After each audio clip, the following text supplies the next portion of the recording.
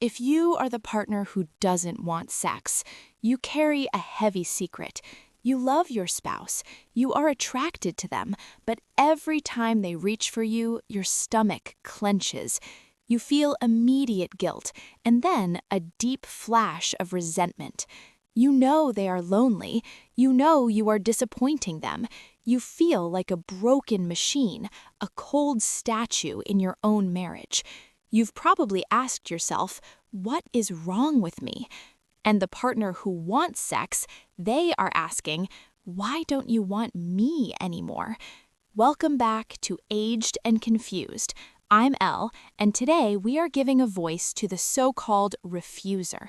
We are switching the camera around because the truth is, the reason they don't want sex almost never has to do with how attractive you are.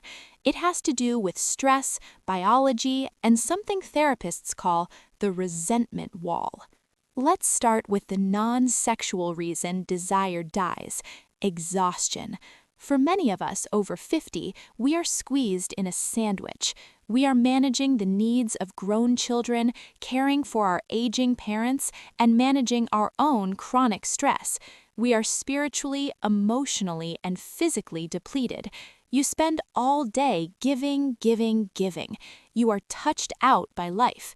And then your spouse touches you at night. And that touch feels like one more thing on the to-do list. It is one more demand on a body and mind that is already running on empty. Therapists will tell you, if the division of labor in your life is uneven, the resentment wall goes up.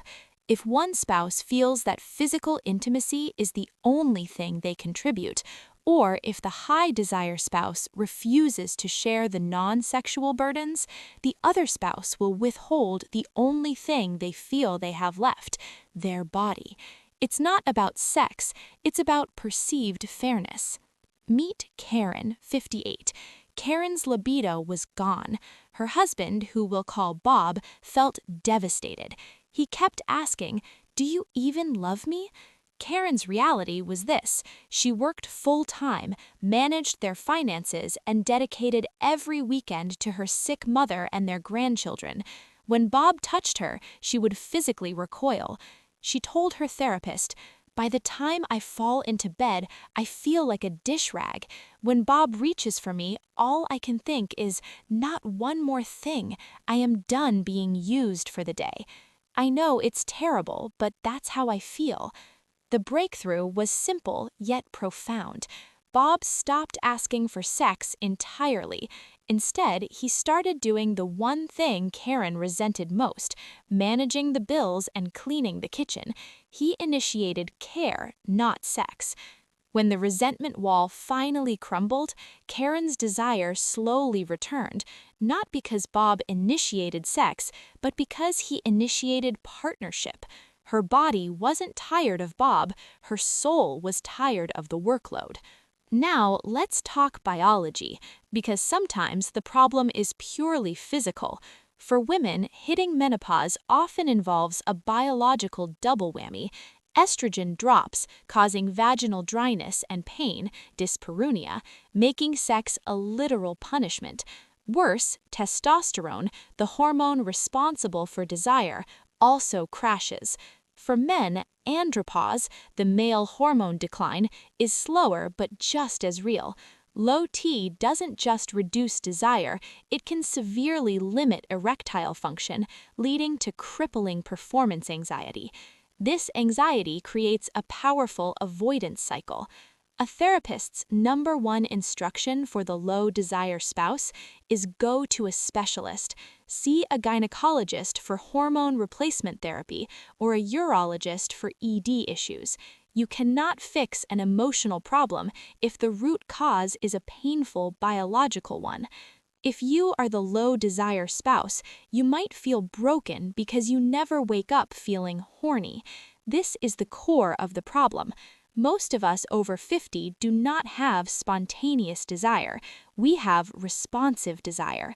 We do not feel desire until after we receive physical, emotional, or mental stimulation. Your assignment is to find your yes zone.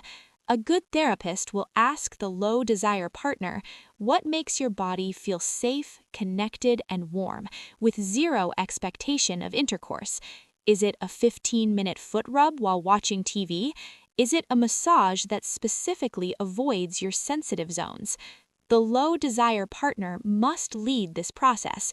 You are the map maker.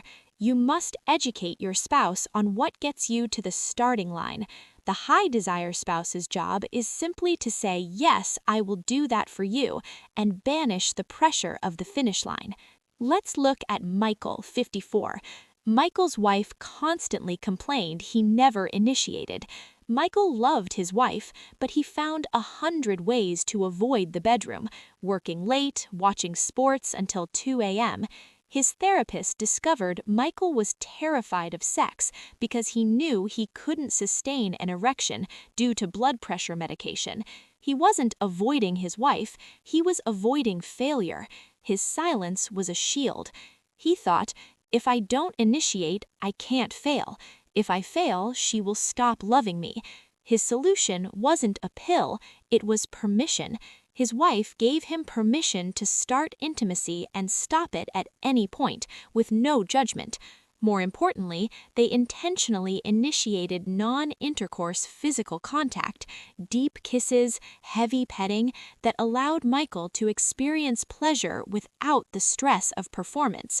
By taking the goal off the table and focusing only on shared pleasure, his anxiety dropped, and his natural desire, his responsive desire, slowly returned.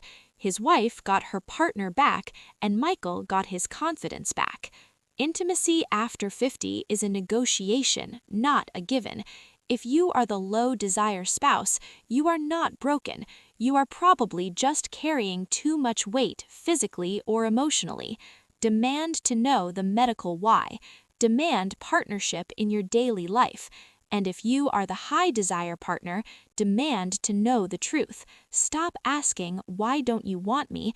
And start asking, what can I take off your plate so you feel safe enough to want me again? So, we've learned how to talk about it and what to do when they say no. But what happens when the conversation fails and the resentment becomes a crisis?